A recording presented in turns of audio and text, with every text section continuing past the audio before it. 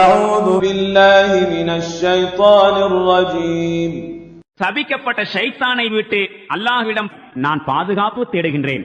زعم الذين كفروا أن لن يبعثوا قل بلى وربي لتبعثن ثم لتنبؤن بما عملتم وذلك على الله يسير.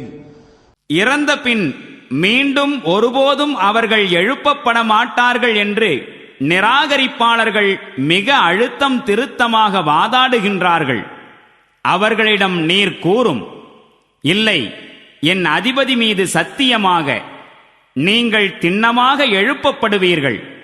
பின்னர் உலகில் நீங்கள் என்னவெல்லாம் செய்தீர்கள் என்று உங்களுக்கு அறிவித்து தரப்படும். இவ்வாறு செய்வது அல்லாஹுவுக்கு மிகவும் எளிதானதாகும். فآمنوا بالله ورسوله والنور الذي أنزلنا والله بما تعملون خبير. எனவே அல்லாஹுவின் மீதும் அவனுடைய தூதரின் மீதும் நாம் இறக்கி வைத்திருக்கும் ஒளியின் மீதும் நம்பிக்கை கொள்ளுங்கள்.